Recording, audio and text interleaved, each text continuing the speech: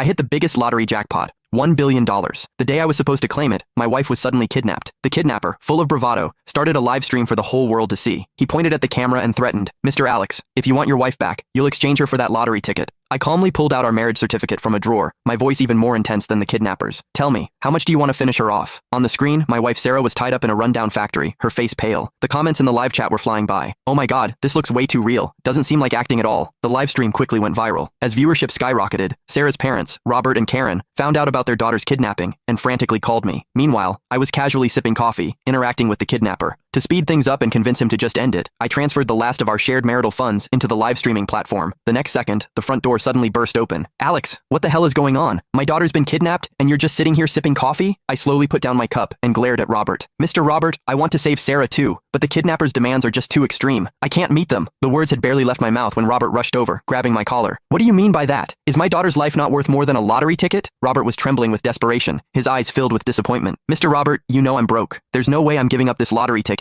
As for Sarah, don't worry. I'll definitely throw her a proper funeral once she's gone." Before I could even finish, Karen, who was standing nearby, couldn't hold back anymore. She pointed a finger at me and screamed, "You bastard! Sarah is your wife! How can you just stand there and watch her die?" I looked at the live stream footage as if nothing was happening. Right now, $1 billion is definitely more important to me than your daughter's life. Just then, in the live stream, Sarah yelled my name at the screen. "Alex, I'm pregnant. If you don't want 2 lives lost, hand over that lottery ticket now." At her words, the comments exploded again. "What? They're kidnapping a pregnant woman? That's absolutely sick. Ugh, this poor woman. It's been so long, and her husband still hasn't done anything." Exactly. Money can be earned back, but if you lose your life, you really lose everything. As the live stream comments kept flooding in, the kidnapper grew visibly excited. He held up his phone with one hand, while the other grabbed Sarah's hair and forced her to the ground. A heart-wrenching scream for help immediately echoed through the video. "Honey, save me!" Sarah struggled to lift her head, her gaze fixed on the screen, tears still glistening in her eyes. The live stream audience was horrified by the scene, frantically pulling out their phones to call the police. Karen, seeing her daughter's miserable state on screen, stumbled and nearly fainted beside me. "Alex, did you hear that? My daughter is pregnant." I quirked an eyebrow. "So what if it's a kid? Once I claim my prize, countless women across the country will be lining up to have my babies." After a few more screams,